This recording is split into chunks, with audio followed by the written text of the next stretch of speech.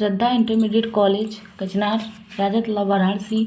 आज हम कक्षा 12 का विषय गृह विज्ञान चैप्टर नंबर 4 शुरू कर रही हूँ। उसके पहले का चैप्टर समाप्त हो गया है और हमने उसमें अति लघु उत्तरी भी पढ़ा दिया है। अब अगला चैप्टर है हमारा श्वसन तंत्र।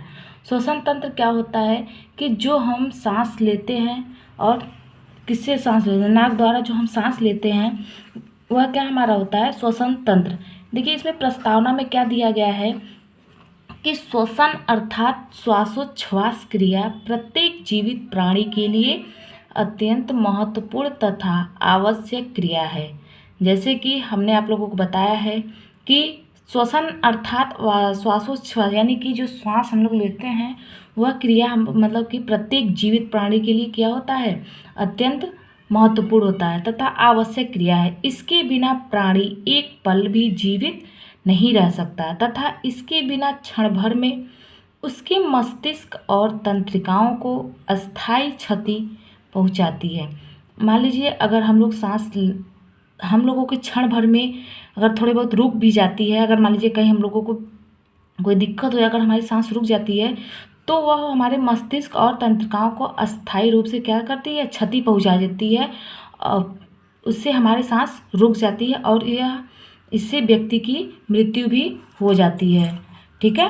फिर इसके बाद है कि उसी में है इस क्रिया में ऑक्सीजन युक्त शुद्ध वायु फेफड़ों में पहुंचकर रक्त को शुद्ध करती है और फेफड़ों में ऑक्सीजन की क्रिया द्वारा उत्पन्न गैस कार्बन डाइऑक्साइड गैस प्रश्वास या उच्छ्वास द्वारा शरीर से बाहर निकलती है।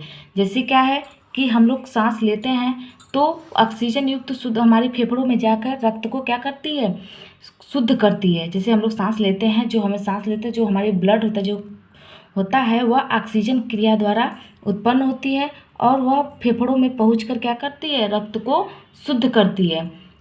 फिर इसके बाद जो हम लोग जो सांस मतलब लेते हैं तो वह मतलब कि ऑक्सीजन लेते हैं और कार्बन डाइऑक्साइड गैस क्या करते हैं, बाहर निकालते हैं। यह क्रिया क्या होती है, इसको दो भागों में विभाजित किया गया है, प्रश्वास या उच्छ्वास। प्रश्वास वह क्रिया होती है जैसे कि हम लोग जो श्वास लेते हैं, जो मतलब साधारण मतलब कि है कि हम लोग जो सांस लेते हैं और छोड़ते हैं वह प्रश्वास और उच्छ्वास क्रिया कहलाती है। उसी में आगे मतलब कि ये दिया है कि प्रश्वास या उच्छ्वास द्वारा शरीर से बाहर निकलती है और यह क्रिया निरंतर चलती रहती है। ठीक है। और यह हमारे जो सांस लेने की छोड़ने की क्रिया क्या होती है, यह निरंतर चलती रहती है। ठीक है। फिर इसी में हमारा आगे है कि श्वसन क्रिया एक रासायनिक क्रिया है। इस क्रिया में विभिन्न अंग सहयोग करते हैं। इन अंगों के सामूहिक रूप को श्वसन तंत्र कहते हैं। श्वसन तंत्र में दो क्रियाएं सम्मिलित हैं। जैसे कि हम लोग जो श्वसन क्रिया क्या है, हमारी एक रासायनिक क्रिया है। इस क्रिया में विभिन्न अंग यानी जो हम लोग सांस लेते हैं तो उसमें हमारे सारे अंग क्या होते हैं, उसका सहयोग करते हैं सांस लेने में। इन अंगों में सामूहिक रूप से श्वसन तंत्र कहते हैं। जैसे हम लोग सांस किससे लेते हैं, नाक से, कंठ से, गला से, स्वर यंत्र यानी श्वास नली, श्वसनी या फेफड़े या फुफ्फुस, इन सब से हम लोग क्या करते हैं, श्वसन क्रिया यानी सांस लेते हैं। इसमें देखिए श्वसन क्रिया में दो क्रियाएं क्या होती हैं, सम्मिलित हैं। पहला है क्या है, उच्छ्वास। उच्छ्वास में मतलब कि दिखी दिया है कि साधारण भाषा में उच्छ्वास क्रिया को श्वास क्रिया भी कहते हैं। जैसे कि साधारण भाषा में हम लोग कहते हैं कि अरे हम लोग सांस ले रहे हैं और छोड़ रहे हैं, तो साधारण भाषा में उच्छ्वास क्रिया को श्वास लेना भी कहते हैं। जो हम लोग सांस लेते हैं उसको उच्छ्वास क्रिया भी कहते हैं। इस क्रिया के अंतर्गत नाक द्वारा शुद्ध वायु ग्रहण की जाती है जो कार्बोहाइड्रेट व वसा को जलाकर शरीर में गर्मी व ऊर्जा उत्पन्न करने में सहायक होती है।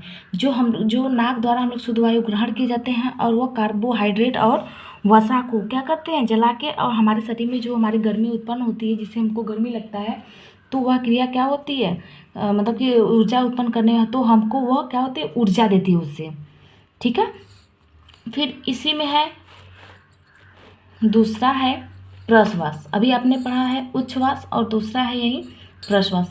नाक द्वारा श्वास बाहर निकालना प्रश्वास कहलाता है। जैसे हम लोग नाक द्वारा सांस क्या करते हैं, बाहर निकालते हैं, तो वह क्रिया क्या कर लेती है, प्रश्वास। अभी हमने उच्छ्वास मतलब कि जो सांस हम लोग लेते हैं, और जो प्रश्वास होता है वो हम लोग सांस मतलब जो श्वास होता है वो बाहर निकाल, जिसे हम लोग ऑक्सीजन ग्रहण करते हैं और कार्बन डाइऑक्साइड गैस बाहर निकालते हैं। इसके द्वारा शरीर में व्यर्थ पदार्थों के जलने में उत्पन्न कार्बन डाइऑक्साइड गैस से बाहर निकाली जाती है।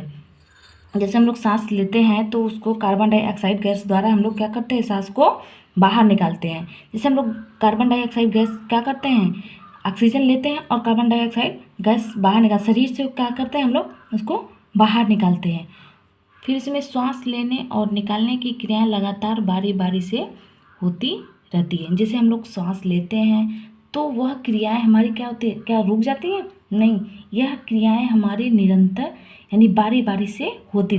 जैसे होता है कि सांस हम लोग लेते हैं, फिर कुछ देर बाद हम लोग सांस छोड़ते हैं, फिर लेते हैं, फिर छोड़ते हैं। यह क्रियाएं हमारी क्या होती है, निरंतर और बार बार होती रहती है।